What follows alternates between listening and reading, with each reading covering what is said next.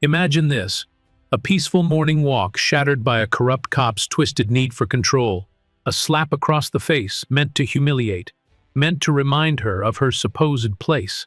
But they pick the wrong woman, because she isn't just another victim, she's the one woman with the power, the influence, and the sheer will to bring an entire corrupt network crashing down. What unfolds next is a war of truth against deception, courage against brutality, and justice against an empire built on fear.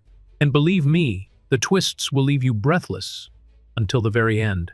But before we dive into this roller coaster of power and betrayal, drop a comment below, tell us where you're tuning in from and what time you're watching. We want to hear from you because your voice matters. And trust me, you won't want to miss a second of what's coming. The early morning air was cool and crisp, a gentle breeze whispering through the affluent suburb of Crestwood Hills. Expansive, well-manicured lawns stretched before pristine houses, with gleaming white facades and polished stone driveways. It was a neighborhood where the lawns were trimmed to perfection. The streets were silent, save for the occasional distant hum of a luxury car, and every house stood like a fortress of wealth and exclusivity. Victoria Vicky Warren adjusted the straps of her lightweight jogging backpack as she took her usual morning walk. At 58 years old, her posture was still upright and dignified, her stride steady, exuding the kind of calm confidence that years of advocacy and power had nurtured. She wore dark athletic leggings, a sleek jacket, and a blue baseball cap that shaded her perceptive eyes. Crestwood Hills was her home, and her daily walks were as much a ritual of clarity and reflection as they were exercise. After decades of serving as a judge and now heading the State Oversight Commission for Police Accountability, Vicky had developed a thick skin. The position she held was powerful and controversial. Her very existence was a thorn in the side of many police departments across the state, especially those stubbornly clinging to outdated, abusive practices. But Crestwood Hills had always felt like a refuge. Here, she could distance herself from the harsh realities of her work and the venomous criticisms that came with it. Or so she thought. The sound of tires crunching slowly over gravel caught her attention. A black and white patrol car rolled up behind her, deliberately slow, like a predator stalking prey. Vicky glanced over her shoulder, her brow furrowing slightly as she noticed the vehicle creeping closer than necessary. She had seen that car before, patrolling the area almost obsessively. More than once, she had wondered whether it was part of some unwelcome effort to monitor her presence. The car's engine grumbled as it stopped beside her. The driver's side door swung open, and out stepped Officer Brent Carter, his broad frame cloaked in authority and arrogance. 34 years old, white, and already notorious for his aggressive policing, Brent Carter wore his badge like a weapon. His eyes, a cold steel gray, appraised her with thinly veiled disdain. "Hey! You! What are you doing here?" he barked, his voice sharp and cutting through the morning quiet like a blade. Vicky halted her stride, but didn't flinch. She met his gaze calmly, her expression unreadable. "I live here, just out for my morning walk," Brent scoffed, folding his arms over his chest in a way that made his muscular build seem even more imposing. "This isn't your neighborhood," he said with a sneer.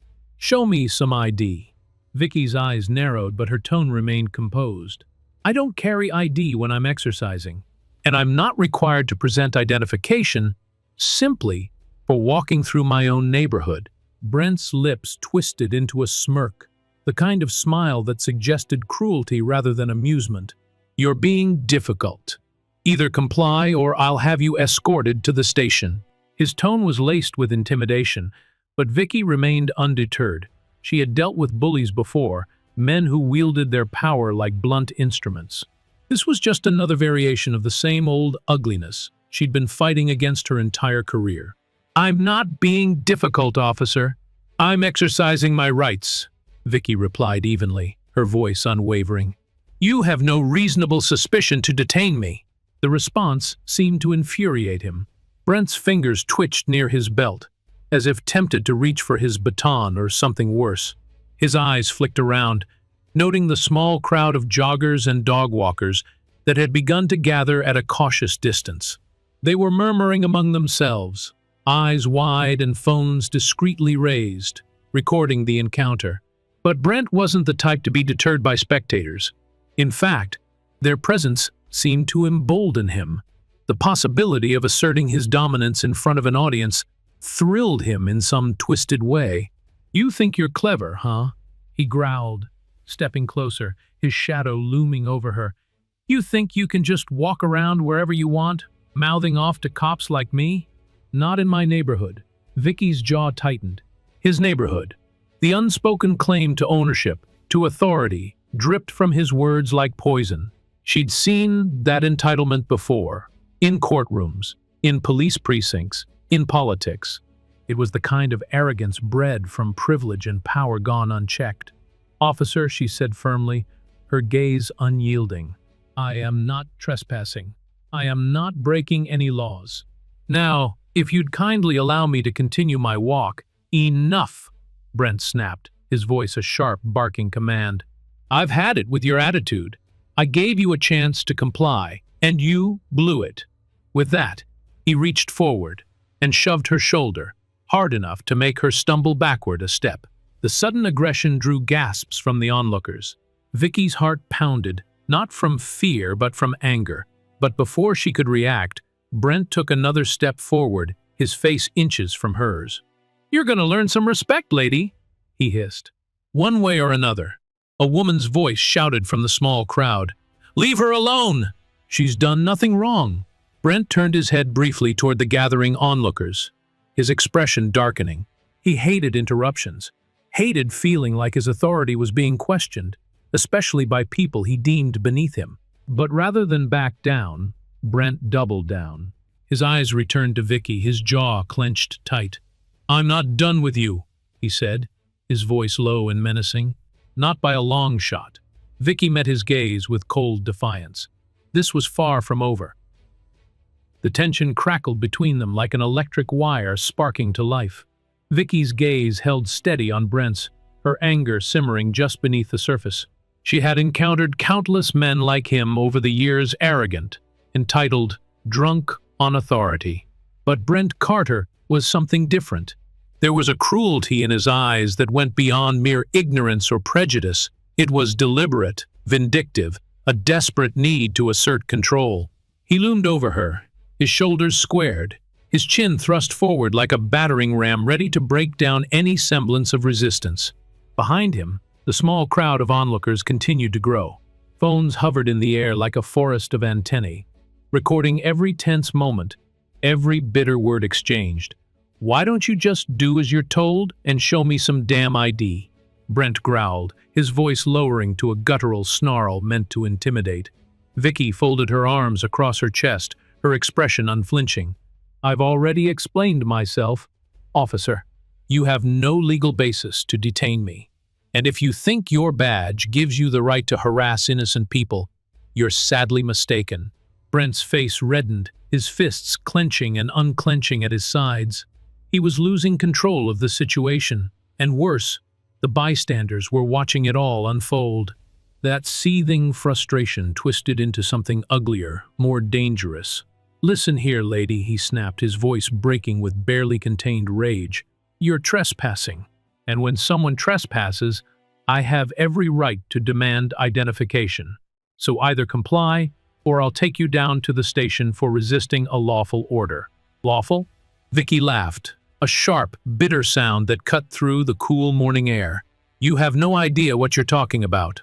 I know my rights, officer, and so should you, if you're going to pretend to uphold the law." The crowd stirred, voices murmuring in agreement. Brent's eyes darted around, the corners of his mouth twitching. He wasn't used to being challenged like this, especially not by someone who exuded such calm, unwavering confidence. It infuriated him. "Put your hands behind your back," Brent ordered, reaching for his cuffs. "You're under arrest." "For what?" Vicky shot back, her voice rising now, firm and cutting. Walking in my own neighborhood? Exercising my right to be here like any other resident? For refusing to comply with a lawful order, Brent said, though even he seemed unsure of the words as they left his mouth. And for disturbing the peace. Disturbing the peace? Vicky echoed, her incredulity almost laughable. It seems to me you're the one causing a disturbance, officer. She saw the flare of rage flash through his eyes, the way his nostrils flared like an animal preparing to charge. Brent's hand shot out before she could react, grabbing her arm with a force that made her flinch. The sudden contact was both shocking and painful, his grip a crushing vise around her bicep. The crowd erupted, voices rising in protest. "What the hell are you doing?" someone shouted. "Let her go," another voice demanded, thick with anger and disbelief. But Brent ignored them all. His gaze was locked on Vicky, his face twisted with a determination that bordered on madness. He yanked her arm hard, spinning her around until her back was to him. She stumbled, but managed to stay on her feet, her heart pounding with a mixture of fury and disbelief. "I warned you," Brent hissed into her ear. "But you just had to make things difficult, didn't you?" She tried to twist free from his grasp, but his strength far outweighed hers. The roughness of his hand against her skin left a burning sensation, an indignity that cut deeper than any physical pain. "Get your hands off me!" Vicky shouted, her voice now trembling with fury rather than fear. "You're assaulting me, officer. Do you understand that? You're violating my rights." He barked out a humorless laugh. "You think I care about your rights? You think that little crowd of wannabe activists is going to save you?" Brent jerked her arm again, causing her to stumble forward. Her cap fell to the ground, revealing the strands of silver in her hair that gleamed under the pale morning sun. The sight of her vulnerability only seemed to embolden him. The crowd was no longer just murmuring. They were yelling, some inching closer, despite Brent's evident aggression. A young man with a smartphone stepped forward, his camera aimed directly at Brent's face. "Hey, you can't do that to her!" the young man shouted. "I'm recording this! Everyone's recording this!" Brent's head whipped around, his eyes narrowing at the sea of phone cameras pointed his way. His breathing grew heavier, his chest heaving with each ragged breath. The scrutiny, the challenge to his authority, it all boiled together into a toxic brew of rage and desperation. But instead of releasing her, he tightened his grip. And then, in a move so swift and vicious it seemed almost unreal, Brent slapped Vicky across the face. The sound echoed like a gunshot, a crack that sliced through the morning air and sent shockwaves through the crowd. Gasps and cries erupted all around them, voices rising in a chaotic symphony of disbelief and outrage. Vicky's head snapped to the side, the force of the blow leaving her cheeks stinging and her vision momentarily blurred. She stumbled, but managed to keep her footing, her hand instinctively rising to touch her bruised skin. Pain bloomed where his palm had struck, but it was nothing compared to the fury now roaring through her veins. "Did you just?" Someone from the crowd sputtered, their words trailing off into a strangled sound of horror. "He hit her! Oh my God! He hit her!" another voice screamed. Phones were now thrust forward with renewed purpose, lenses capturing every detail, every grimace of pain on Vicky's face, and every hint of fury on Brent's. The crowd was no longer just an audience. They were witnesses, a force united by shared outrage. But Brent, instead of retreating, seemed even more emboldened by his own violence. His eyes gleamed with something unhinged, something that took perverse pleasure in the shock and anger his actions had provoked. "I'm not done with you," Brent sneered, his voice dripping with venom. "Not by a long shot." The silence that followed Brent's slap was the kind that sucked all sound from the air, leaving only the sharp, brutal echo of his hand against Vicky's face. For a moment, the entire world seemed to pause, every eye fixed on the scene unfolding before them. The cameras continued to record, lenses trembling as their operators struggled to process what they had just witnessed. Vicky stood her ground, refusing to let the pain show beyond the sting that painted her cheek a vivid red. Her pulse hammered in her ears, but her gaze remained locked on Brent's face. His expression was a twisted knot of anger and arrogance, a man clinging to his authority even as it crumbled beneath him. "Did you just?" A woman's voice broke the hush, high-pitched and trembling with disbelief. "Did he just hit her?" Another bystander, a young man with a shock of blonde hair and a camera phone clutched tightly in his hand, shouted, "That's assault. He just assaulted her. Hell no. You can't do that." Another voice roared, the outrage rippling through the crowd like a wave. The protesters closed in, their faces a blend of shock, fury, and fear. Brent's eyes darted from one angry face to another, his chest heaving as he tried to reassert control over the situation. But there was no control to be had. He had crossed a line that even his badge couldn't erase. "What are you all looking at?" Brent snapped, his voice brimming with defensive rage. "This woman was trespassing. I gave her lawful orders, and she refused to comply." Vicky let out a sharp, bitter laugh. It was the only thing keeping her fury from boiling over into something reckless. "You assaulted me, officer, and you did it in front of all these witnesses. You were resisting arrest." Brent shot back, his tone so desperate it bordered on hysteria. His hand was still trembling from the impact of the slap, his own aggression shocking him even as he tried to justify it. "I wasn't under arrest," Vicky said calmly, her voice rising above the growing clamor. "You never stated any charges. You just decided that I didn't belong here. That's what this is really about, isn't it?" Brent's eyes flashed, his face contorting with rage. "You think you're so damn smart, don't you?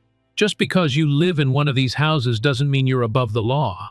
"I never said I was above the law," Vicky replied, her words deliberate and measured. "But you clearly believe you are.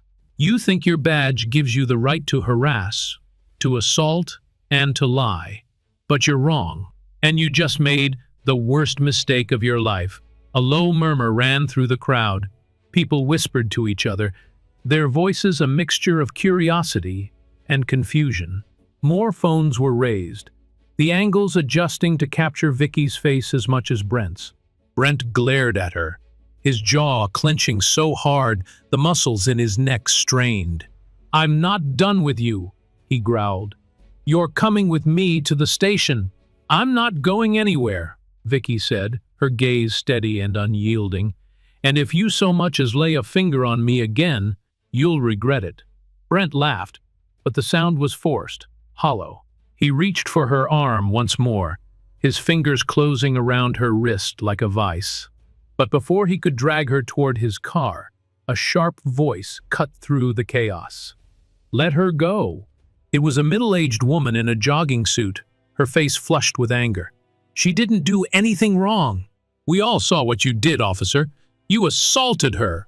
"Yeah," another man chimed in. "And it's all on camera.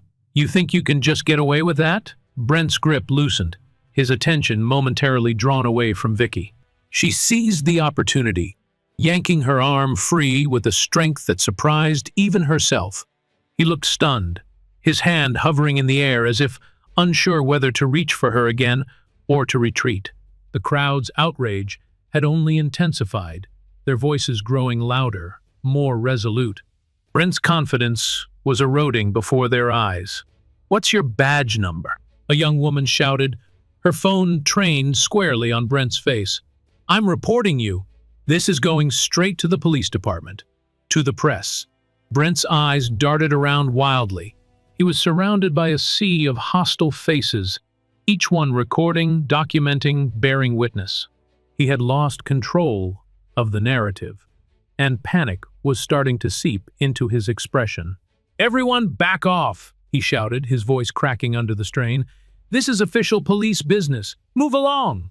"No," Vicky said firmly, her voice carrying a weight of authority Brent couldn't hope to match. "This is a public street, and you just committed a crime." Brent's eyes narrowed, his fists clenching and unclenching at his sides. "You don't know who you're messing with, lady." "I know exactly who I'm dealing with," Vicky replied. "An abusive cop who thinks his badge makes him untouchable." A hush fell over the crowd as Vicky reached into the pocket of her jacket and pulled out a sleek, black leather wallet. She flipped it open, revealing her identification badge. The emblem of the State Oversight Commission for Police Accountability gleamed under the sunlight, its authority unmistakable. The sight of the badge sent a ripple of shock through the onlookers. Even Brent's eyes widened, his confidence fracturing under the weight of realization. "My name is Victoria Warren," Vicky announced, her voice cutting through the air like a blade. "I am the head of the State Oversight Commission for Police Accountability. And you, Officer Carter, have just assaulted me on camera, in front of dozens of witnesses." Brent's face turned pale, the blood draining from his cheeks so quickly it was as if someone had flipped a switch. His mouth opened and closed, but no words came out. He looked around, desperate for some semblance of support, but the faces staring back at him were filled with disdain. "You're lying," he stammered, but the conviction was gone from his voice. "You have to be lying." "No, she's not," the young man with the camera shouted. "I just Googled her name. She's the real deal, man. You just messed with one of the most powerful civil rights advocates in the state." "Yeah," another voice chimed in. "And it's all on camera. You're done, man. You're finished." Brent took a step back, his expression flickering between anger and terror.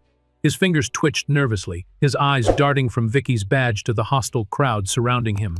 He had crossed a line, and now the weight of his actions was crashing down on him like a tidal wave. Vicky didn't move, her badge still held up for all to see. She kept her gaze locked on Brent, her expression unyielding. She was done being polite. Now, it was time for consequences. The crowd was swelling now, anger simmering like a pot left on high heat, voices tangled together in a chaotic symphony of outrage, shock, and righteous fury. People shouted over one another, their words crashing like waves against the fraying composure of Officer Brent Carter. His breathing had grown shallow and rapid, his chest heaving beneath his uniform as he glanced around at the hostile faces surrounding him. Vicky remained rooted where she stood, her badge still held aloft, gleaming beneath the rising sun. She knew the power of this moment, knew the weight her name and title carried. For years, she had been fighting for justice from behind polished desks and within the sterile confines of courtrooms. But now, out here on the street, surrounded by the very people she sought to protect, her authority was something tangible, something undeniable. Brent's hand trembled at his side, his fingers twitching like they couldn't decide whether to grab his radio or reach for something far more destructive. But he wasn't completely oblivious to his situation. The phone still pointed at him like countless, unblinking eyes made it clear. Any further aggression would be suicide. His career dangled by a thread, and everyone knew it. "What are you all standing around for?" Brent's voice cracked, betraying his desperation. "Move along! Disperse! You're all obstructing official police business." "Official police business?" A man in his 30s laughed derisively. "The only crime here is you, officer. We all saw you hit her." "You can't talk your way out of this. That's assault," someone else shouted. "What's your badge number, asshole?" "Your career is over," a woman screamed, her phone shaking in her hand as she zoomed in on Brent's pale face. Brent's jaw clenched, his eyes flicking wildly between the crowd and Vicky. He looked like a man cornered, an animal with no escape route, lashing out because he could no longer bluff his way to safety. Vicky lowered her badge, but kept it visible, her gaze never wavering. "You need to leave now, Officer Carter, before you make this worse for yourself." "Leave?" Brent barked, his voice dripping with venom and disbelief. "You think you can just tell me what to do? You think your little badge means anything to me?" "I know it does," Vicky replied calmly. "Because you're sweating bullets. You realize now who I am, and you're starting to understand just how badly you've screwed up." Brent's face twisted into a grimace, the kind of expression a man makes when he knows he's lost but refuses to admit defeat. "This isn't over," he spat, his words trembling with suppressed rage. "You think your fancy title makes you untouchable? It doesn't. Not by a long shot. Is that a threat? Vicky asked, her voice as cold and steady as steel. Brent hesitated, his eyes narrowing. You're the one making threats, throwing your weight around like you own this place. But you're nothing, just another loudmouth who thinks the law only applies to everyone else.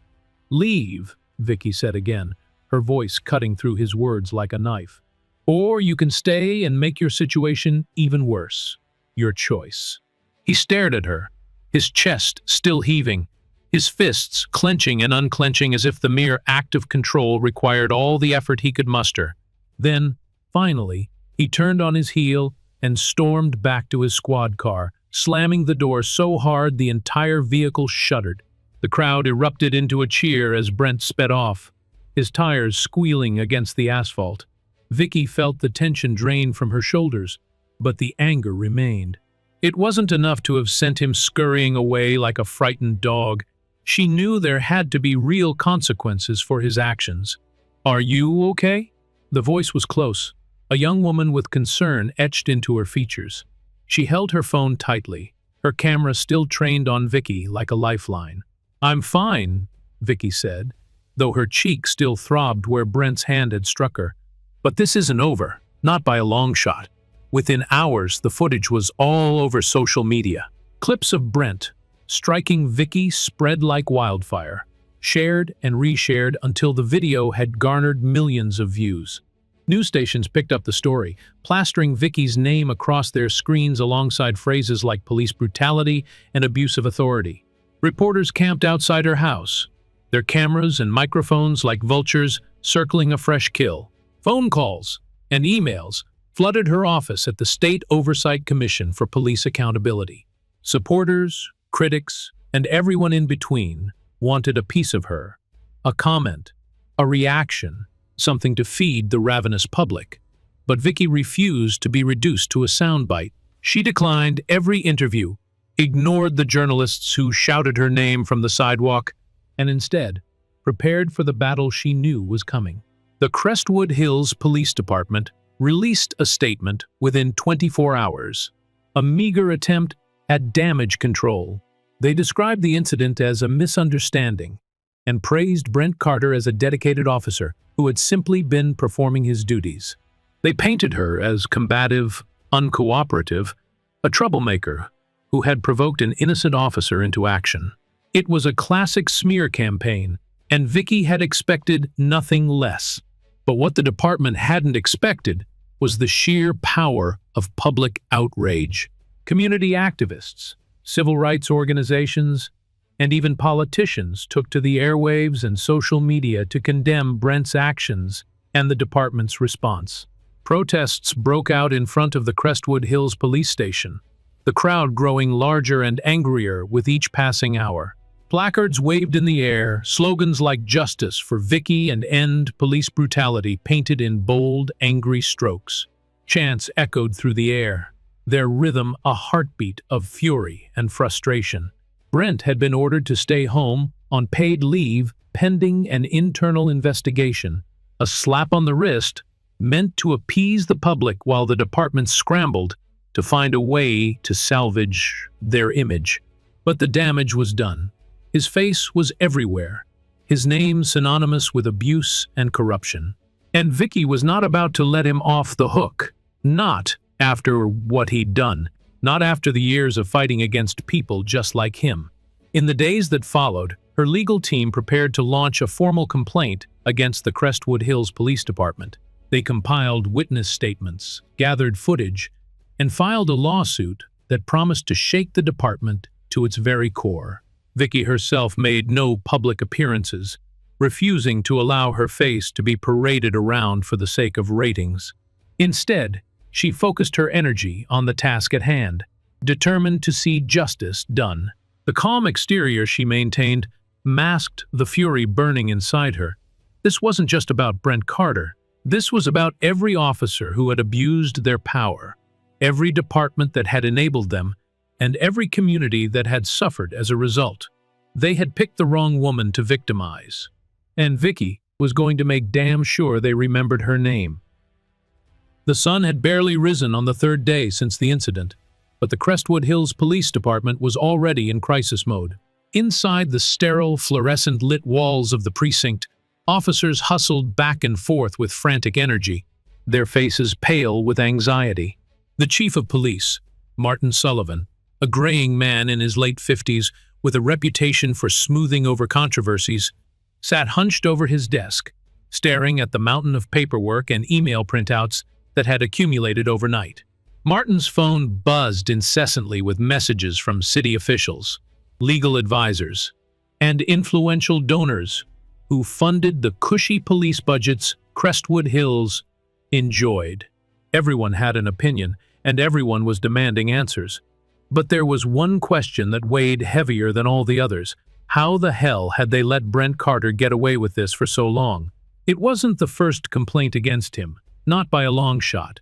The files were there, buried under bureaucratic jargon and deliberately vague wording, but there nonetheless. Excessive force, verbal harassment, racial profiling. Brent's history read like a case study in abuse of power. But he'd always managed to dodge real consequences, thanks in part to his father, a retired cop who still held significant sway over the local police union. "Chief, we've got the mayor on line 1, said Lieutenant Jackson, his voice tight with unease. "And the DA's office is holding for you on line 2. They're demanding a full report."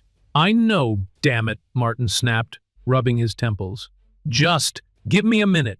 But there were no minutes left to waste. The scandal had exploded beyond the town's borders. National news networks had picked up the story, and pundits were dissecting every frame of the footage with the ruthless precision of vultures pecking apart a carcass. Martin picked up the phone, his voice straining to maintain composure. "Yes, Mayor. I understand. No, we're handling it. The officer has been placed on administrative leave pending investigation." "Of course. Yes, we will cooperate fully." His words were hollow, spoken more for their calming effect than any real intent. He'd played this game before, sidestepping scandals by offering just enough to appease the press while keeping the core of the department intact. But this time, the usual tricks weren't working.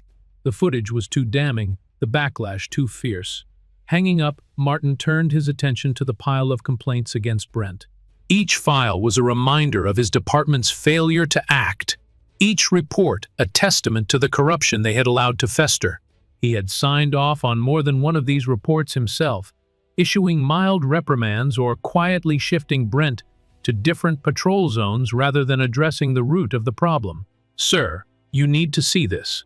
Jackson had returned, his face drawn and pale. He held a tablet in his hand, the screen displaying a live broadcast. Martin snatched the device and peered down at the screen. It was a press conference, held right outside the State Oversight Commission's office. And standing at the podium was Vicki Warren, her bruised cheek now faded but still visible, a painful reminder of Brent's brutality. She spoke with calm authority, her voice clear and deliberate. "This is not an isolated incident," Vicki declared. "What happened to me is part of a much larger problem, one that has gone unaddressed for far too long. Officer Brent Carter's actions were not the result of one bad day or a single moment of poor judgment. They were the inevitable consequence of a culture that tolerates, even encourages, abuse of power." Martin's stomach twisted as he listened, knowing her words were sinking into the public's consciousness like venom. Every accusation, every condemnation felt like a nail driven deeper into the department's reputation. "The Crestwood Hills Police Department has repeatedly failed to hold its officers accountable," Vicki continued. "And now, the time for excuses is over. We are filing a formal complaint against Officer Brent Carter, as well as a civil suit against the department itself for failing to protect the citizens. It claims to serve." The reporters shouted questions, their voices overlapping in a frenzy of desperation. Vicki answered a few, her composure unwavering even as they pressed her with accusations of playing politics or seeking revenge. She dismissed those claims with the same calm certainty she had displayed during her encounter with Brent. Martin's hands trembled as he set the tablet down. He looked up at Jackson, whose expression mirrored his own panic. "This is bad, real bad. It's worse than you think, sir, Jackson replied. I've been doing some digging. Brent's not the only one. There's a group of officers calling themselves the Regulators.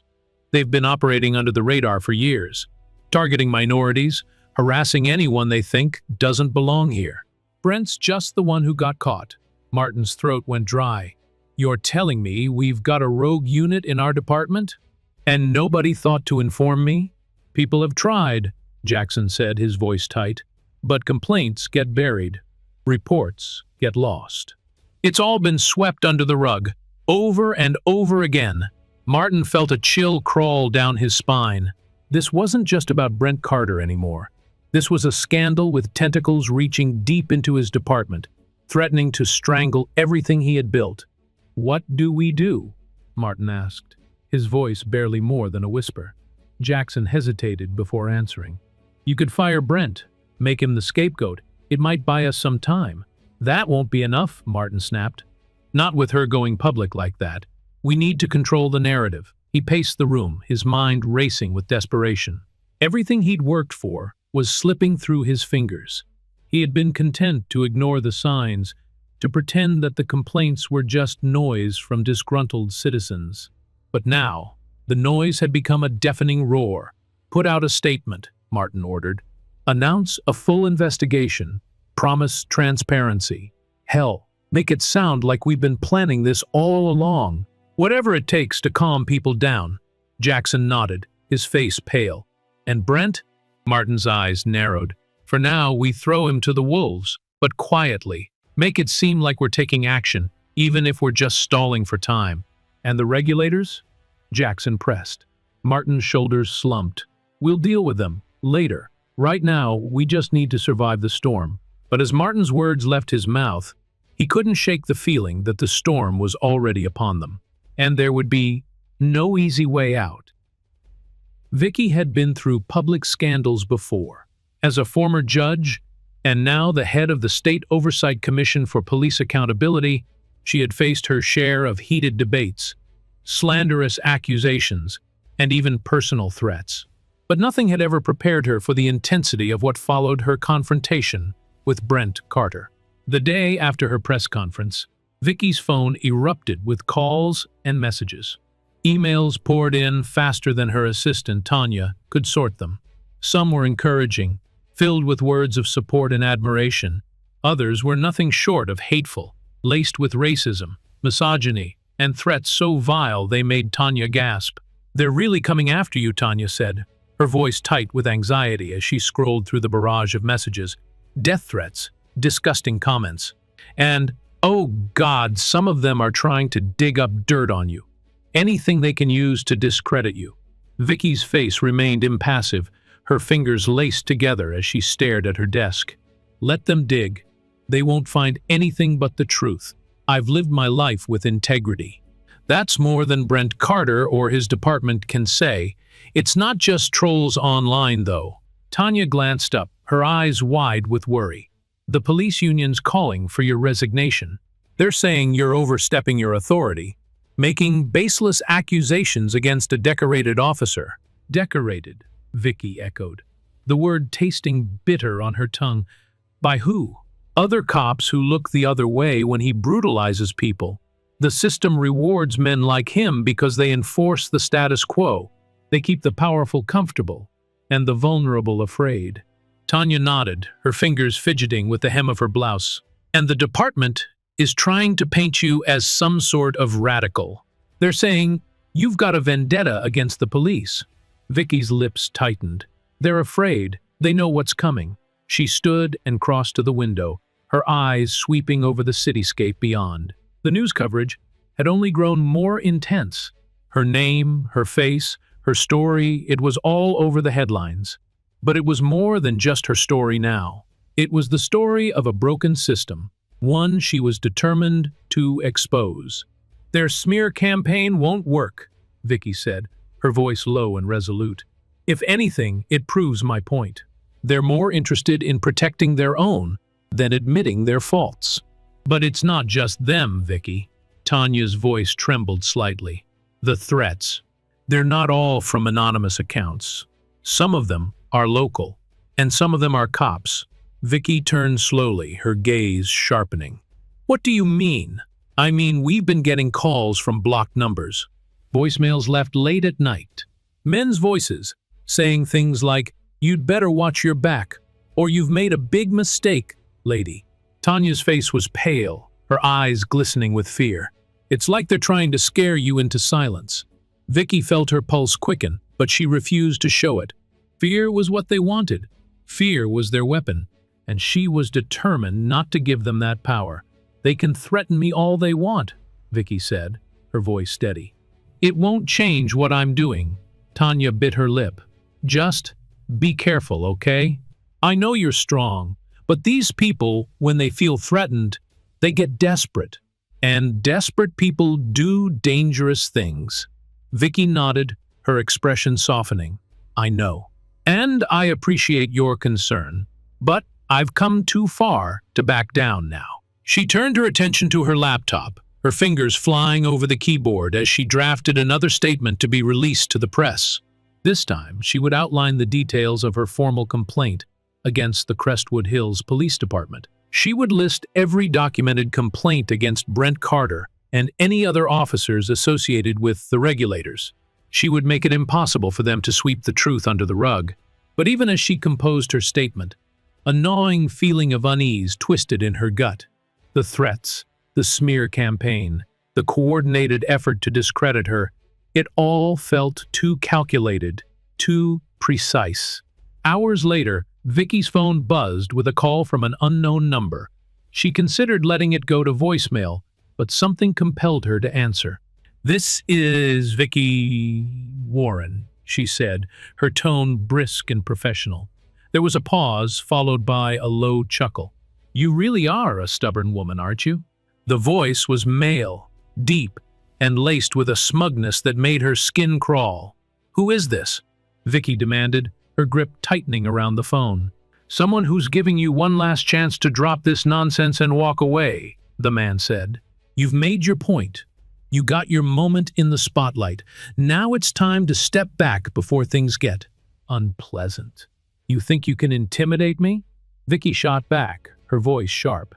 "You think I'm going to be scared off because some coward can't stand to be held accountable?" "I think you don't know what you're dealing with," the man replied, his tone casual, almost bored. "You've been poking at something much bigger than you realize. And if you're not careful, you're going to get crushed." "Is that a threat?" Vicky asked, her pulse quickening despite her best efforts to remain calm. "Take it however you want," the man said. "But if I were you, I'd consider whether this crusade of yours is really worth what it's going to cost you." The line went dead before Vicky could respond. She stared at her phone, her fingers trembling slightly. It wasn't the first time she'd been threatened, but something about the man's voice, the cold certainty in his words, unsettled her more than she wanted to admit. The fight was growing uglier, the stakes higher, but backing down had never been an option. If anything, the call only reinforced her resolve. She had uncovered something bigger than just Brent Carter's abuse of power. The network of corruption was broader, deeper, and more malicious than she had expected. And now, whoever was behind it had decided to make things personal. They had underestimated her. That much was clear. But Vicky had made a career out of standing up to bullies, exposing their lies, and tearing down the structures that protected them. This time would be no different. She glanced over at Tanya, who was still nervously scrolling through emails. "Let's set up another press conference. I want the public to know exactly what we're dealing with." Tanya hesitated, her eyes wide. "Are you sure? Things are already getting intense." "That's exactly why we need to keep pushing," Vicky said. "If they think they can scare us into silence, they're about to learn just how wrong they are." With renewed determination, Vicky returned to her laptop, her fingers moving with a fury that matched the fire in her chest. She was done playing defense. It was time to go on the attack. Vicky Warren had spent years poring over reports of police misconduct, unraveling webs of corruption with the meticulousness of a surgeon. But the deeper she dug into the Crestwood Hills Police Department, the more disturbing the pattern became. This wasn't just about Brent Carter's brutality, or even his obvious affiliation with the regulators. It was about a system that had allowed, even encouraged, such abuse to thrive. Her investigation unfolded like the peeling of an onion, each layer revealing something more rotten than the last. The regulators were not just a rogue group of officers operating in the shadows. They were a well-organized faction within the department, with members who had risen to supervisory positions, their influence spreading through official channels like a virus. Vicky's team spent weeks gathering evidence. Complaints that had been dismissed as unfounded or insufficient were re-examined, their details cross-referenced with testimony from former officers who had left the force in disgust. It was painstaking work, but it paid off. Patterns emerged, names that appeared over and over again in the complaints, officers who had been transferred to quieter precincts rather than disciplined. Brent Carter was hardly the worst of them. He was just the most arrogant, the most reckless, and now the most exposed. It became clear that the regulators had been targeting not only minorities, but also those who dared to question their authority. Shop owners who refused to offer them free meals found their businesses mysteriously vandalized.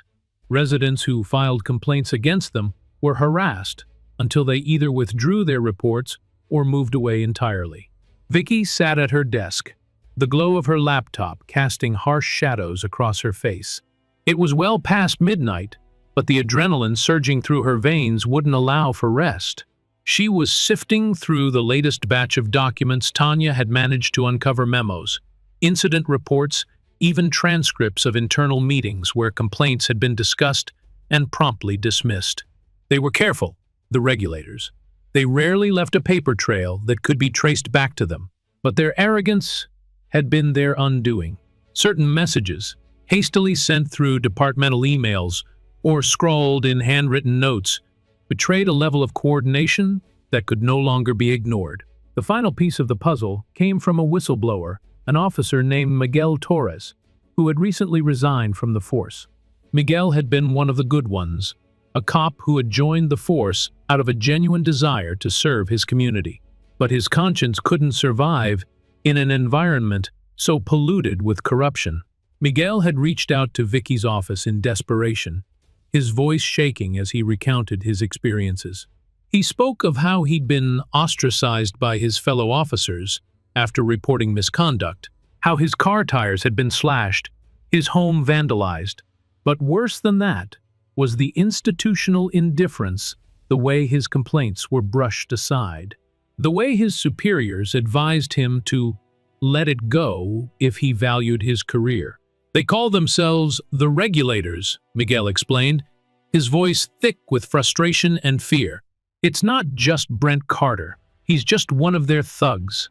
They've got people higher up covering for them, supervisors, lieutenants, maybe even higher than that. And they've been getting away with it for years. Miguel's testimony was damning, but more importantly, it provided a blueprint for how the regulators operated. They weren't just a loose collection of abusive cops.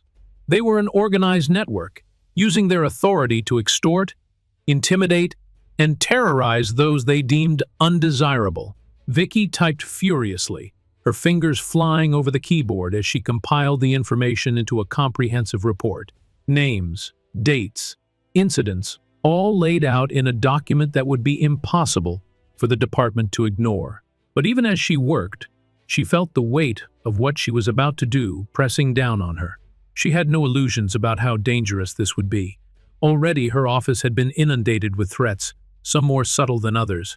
Anonymous letters warning her to back off, emails filled with racist vitriol. And then there were the calls, late-night voices that spoke of violence with a casual cruelty that made her skin crawl. But there was something more terrifying than the threats themselves. It was the knowledge that these people had power, not just the power of brute force, but the power of influence. They could sway public opinion, manipulate evidence, bury the truth beneath layers of bureaucracy and lies. The phone rang, jolting her out of her thoughts. She snatched it up, her voice clipped. "This is Vicky Warren, MAAM. It's Tanya. You need to see this." Tanya's voice was trembling, the kind of tremble that came from equal parts fear and anger. "What's wrong?" Vicky asked, her muscles tensing. "There's a leak. Someone in the department released a statement claiming you're orchestrating a witch hunt, that you're trying to destroy the careers of good cops for personal gain." Vicky gritted her teeth. Of course they'd say that. They're desperate. "It's worse than that," Tanya said. "They've got a spokesperson on TV right now, accusing you of fabricating evidence. They're saying you have a vendetta against Brent Carter, and that you're exploiting your position to ruin him." Vicky's jaw tightened. "Let me guess, someone high-ranking." "Captain Douglas Carter," Tanya replied, her voice dropping to a near whisper. "Brent's uncle." The revelation hit her like a punch to the gut. She should have known. The way Brent had behaved, his arrogance, his belief in his own untouchability, it all made sense now. He had protection, family connections that reached into the highest levels of the department. "I'll call you back," Vicky said, her voice steadier than she felt. She hung up and stared at the computer screen, her report still unfinished. Now, she understood why Brent had felt so emboldened. His uncle was protecting him, shielding him from consequences with the full weight of his rank. And if Captain Carter was willing to go on national television to smear her, then he was more desperate than she'd realized. Vicky rubbed her temples, exhaustion clawing at her. But she couldn't afford to rest now. They were trying to discredit her, to frame her as the villain in this twisted narrative. And if they succeeded, it would all be over. She opened a new document, her fingers trembling with a mixture of fury and determination. It was time to go public with everything she had uncovered. Not just about Brent Carter, but about the regulators and the men like Captain Douglas Carter who protected them. She typed with a relentless focus, her words sharp and precise. Every piece of evidence she had collected was laid out in meticulous detail. Every name, every date, every incident. By the time she was done, her fingers were aching, her eyes burning from the screen's harsh light. But she had done it. The report was complete, a weapon forged from truth and outrage. Now, all she had to do was release it to the world. No matter how powerful her enemies were, they couldn't hide from the truth forever. Vicky knew there was no going back once she released her report.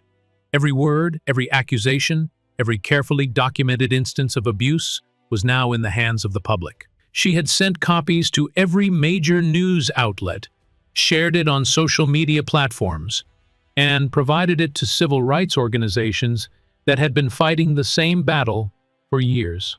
The truth was out, and the backlash was immediate. Within hours, reporters swarmed the Crestwood Hills Police Department, their cameras and microphones thrust at anyone who dared to leave the building. Protesters gathered outside, their chants echoing down the pristine streets that had once felt so safe and impenetrable. But now, that illusion of security was shattered, replaced by a seething anger that refused to be ignored. "Justice for Vicky!" they shouted. "End police corruption! No more regulators!" The signs they carried bore her name, her image, and the bruises Brent Carter had left on her face. It was a testament to both their rage and their solidarity. But Vicky couldn't help feeling a gnawing anxiety beneath her own determination. She had made powerful enemies, and she knew they wouldn't go down without a fight. Captain Douglas Carter's counterattack was swift and brutal. Within 24 hours of her report going public, he held his own press conference, surrounded by officers who nodded solemnly at every word he spoke. "My nephew, Officer Brent Carter, is not a perfect man, but he is a good officer, one who has served this community with dedication and integrity," Douglas said, his voice steady and authoritative. These allegations being leveled against him are nothing more than a politically motivated witch hunt orchestrated by a woman with a clear vendetta against law enforcement. The cameras flashed, capturing every angle of his calm, polished demeanor. He continued, "Miss, Warren has made it her mission to tear down this department, to demonize good officers who are simply trying to do their jobs. Her so-called investigation is built on hearsay and half-truths, twisted to fit her agenda. Vicky watched the press conference from her office. Her fists clenched so tightly her knuckles turned white. She could see the calculated nature of his performance, the way he painted her as a vengeful, power-hungry figure who cared more about personal glory than the truth. The worst part was that some people would believe him. She could already see the comments flooding in online, the vitriol from those who clung desperately to the belief that the police could do no wrong. "This isn't about justice," Douglas concluded, his voice thick with righteous indignation. "It's about revenge, and I will not allow this department to be torn apart by falsehoods and malicious attacks." The crowd of reporters erupted with questions, but Douglas ignored them, walking away with his entourage of officers flanking him like an honor guard. The image was powerful, a deliberate show of strength designed to undermine everything Vicky had worked for. But she wasn't alone. Civil rights organizations rallied behind her, issuing statements of support and calling for independent investigations. Politicians who had previously distanced themselves from her were now forced to take a stand, their constituents demanding answers. And then there was Miguel Torres. He had been hesitant to speak publicly, terrified of the repercussions from his former colleagues. But when he saw how the department was attempting to smear Vicky, something inside him snapped. He reached out to her office and agreed to give a televised interview, his face unflinching as he recounted everything he had witnessed during his time on the force. "I joined the Crestwood Hills Police Department because I wanted to help people," Miguel said, his voice heavy with emotion. "But what I saw there, it broke something inside me. The racism, the brutality, the way they protected each other no matter what they did. I couldn't be a part of that anymore." His words went viral, his bravery celebrated by some and viciously attacked by others. But Miguel's testimony was just the beginning. More officers came forward, some anonymously, others with their faces and names proudly displayed.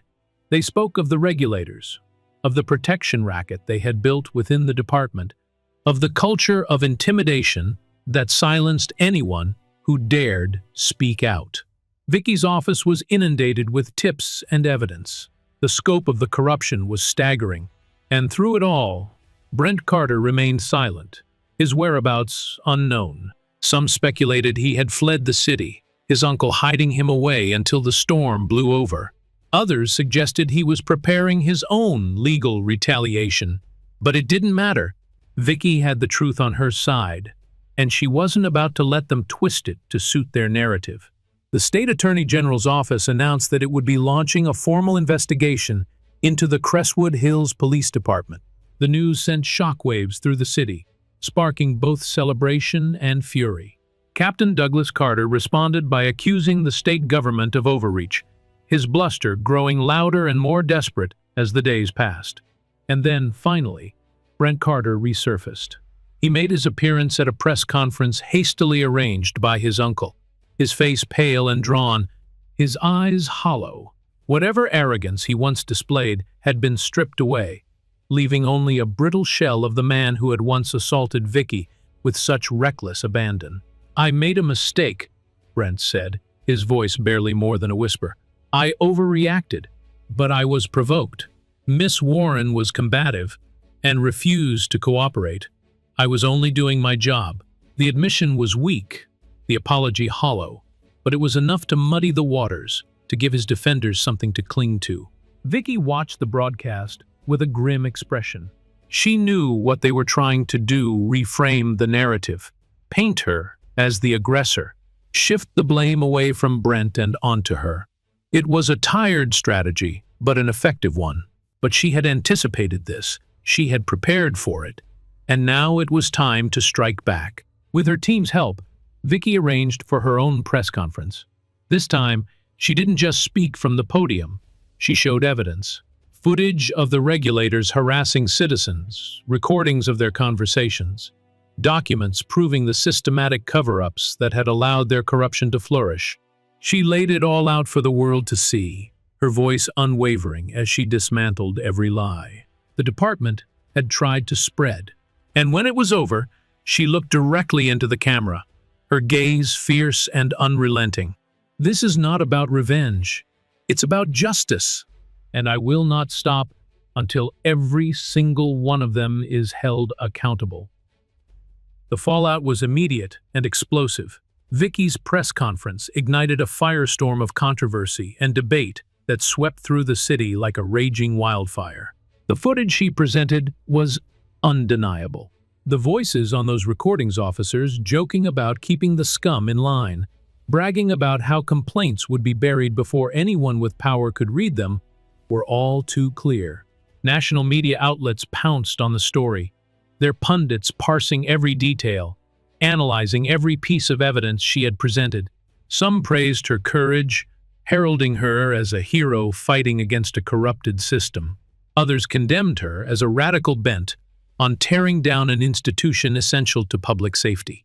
The truth was messier than any news report could convey. Protests erupted not only in Crestwood Hills but in cities across the state.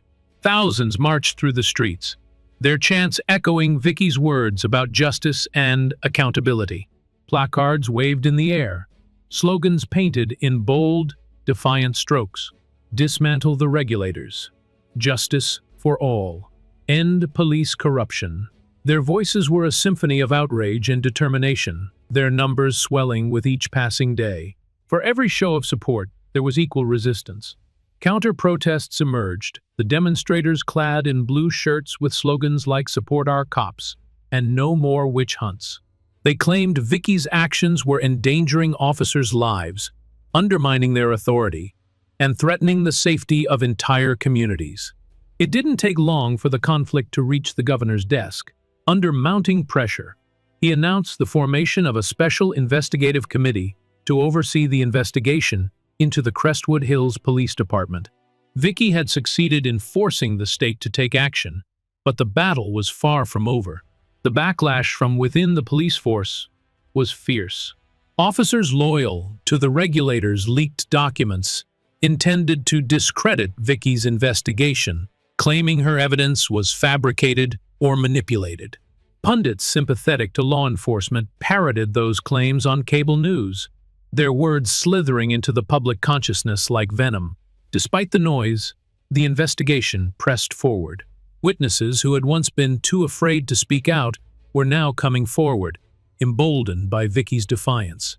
More former officers like Miguel Torres provided testimony, their stories painting a bleak picture of a department poisoned by systemic corruption. One by one, the names of officers associated with the regulators surfaced. Their influence stretched further than Vicky had initially believed. Supervisors, lieutenants, even a deputy chief, men who had built their careers on intimidation, manipulation, and greed. Vicky had prepared herself for the onslaught of legal challenges. The department's attorneys filed motion after motion, attempting to dismiss the case, discredit witnesses, and suppress evidence. But the truth was too widespread now, too deeply entrenched in the public's consciousness to be buried. The turning point came when Miguel agreed to testify before the Special Investigative Committee. His bravery inspired others within the department to come forward. Some spoke anonymously, their voices altered and their faces blurred. Others, like Miguel, chose to face the cameras head-on, their resolve steeled by years of injustice. "The regulators are real," Miguel said, his voice firm and unwavering as he addressed the committee. "They've been operating for years, and the department has known about them the entire time." His words were broadcast live, carried across networks, and streamed online to millions of viewers. The weight of his testimony was undeniable, bolstered by the mountain of evidence Vicky had amassed. Days later, the committee released its preliminary findings. The report confirmed what Vicky had known all along. The regulators were not a myth, not the fabrication of a vindictive woman looking for revenge. They were real, and their reach extended throughout the Crestwood Hills Police Department. The revelation sent shockwaves through the community. Protesters who had once been dismissed as troublemakers were now validated. Those who had suffered at the hands of the regulators began to come forward with their own stories, their pain now given the legitimacy it had always deserved. But the backlash from law enforcement intensified. Officers sympathetic to the regulators staged walkouts, their protests framed as a stand against political persecution. Police unions issued statements accusing Vicky of undermining their ability to do their jobs, painting her as an overzealous bureaucrat determined to destroy the very institution she was supposed to protect. Some of her supporters began to waver, frightened by the sheer ferocity of the backlash. Politicians who had once championed her cause now kept their distance, afraid of alienating their base. The governor's office issued a tepid statement, urging calm and cooperation while carefully avoiding any direct endorsement of her investigation. But Vicky was undeterred. She had spent her entire career fighting against injustice, and she wasn't about to be intimidated by men who thought their badges made them untouchable. The Special Investigative Committee continued to gather evidence. They subpoenaed officers who had been named in her report, grilling them under oath about their involvement with the regulators. Some cracked under pressure, admitting their complicity in exchange for immunity deals. Others stonewalled, their expressions defiant as they denied any wrongdoing. It wasn't until the committee obtained internal communications from within the department that the true scope of the corruption was exposed. Emails, text messages, even recorded conversations evidence that left no doubt about who had been protecting the regulators and why. Captain Douglas Carter was at the center of it all. The revelation of his involvement hit the city like an earthquake. The man who had publicly defended Brent Carter, who had accused Vicky of fabricating evidence and pursuing a vendetta, was now exposed as one of the chief architects of the corruption she had been fighting to dismantle. The committee released their findings to the public in a lengthy, damning report. The evidence was irrefutable, the conclusions clear. The regulators were not just a rogue faction. They were an organized, hierarchical structure designed to protect its members at all costs. And Douglas Carter had been their most powerful ally. Within hours of the report's release, Douglas was placed on administrative leave. His carefully cultivated reputation lay in ruins, his authority shattered by the very truth he had tried to bury. For Vicky, it was a victory, but a hollow one. The corruption had been exposed, but the battle was far from over. There were still those within the department fighting to preserve the system that had allowed the regulators to thrive. And there were those outside the department who still clung to the belief that she was the villain in this story. But Vicky had no intention of stopping now. She had forced them to acknowledge the truth, to confront the darkness they had tried so desperately to hide. And she would continue fighting until every last one of them was held accountable. The courthouse steps were swarming with reporters, their cameras and microphones aimed with a hunger that bordered on desperation. Months of investigation, testimony, and public outrage had built to this moment a moment. Vicky Warren had fought for with every ounce of strength she possessed. Captain Douglas Carter was facing trial, charged with conspiracy, obstruction of justice, and aiding and abetting the very network of corruption he had so vehemently denied existed. The regulators were crumbling under the weight of their own arrogance, their crimes laid bare for the world to see. But for Vicky, the battle was not over. Exposing the corruption had been only the first step. Now came the struggle to rebuild, to ensure that the system itself was transformed rather than simply patched over. It was a task that felt insurmountable at times, the sheer scale of it enough to crush even the most determined spirit. Still, she pressed forward.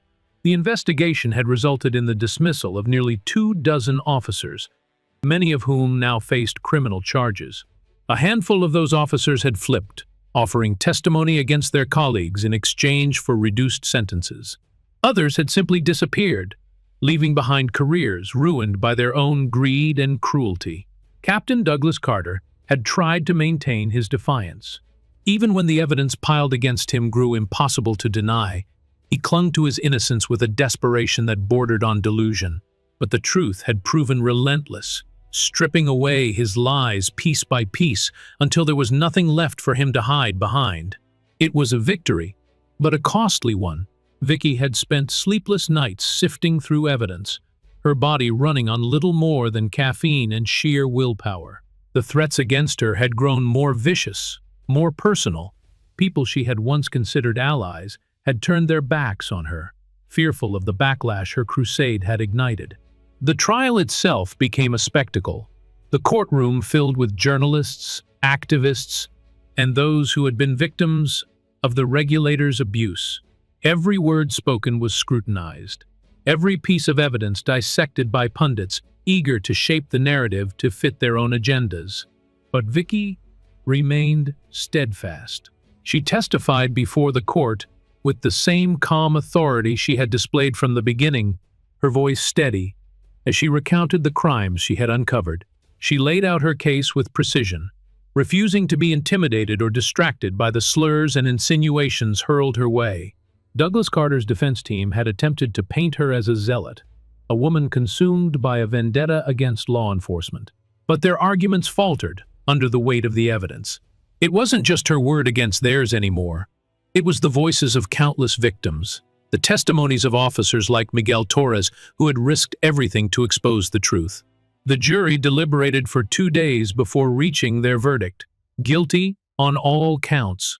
Douglas Carter was sentenced to 15 years in prison, his once imposing figure reduced to a broken man escorted out of the courtroom in handcuffs.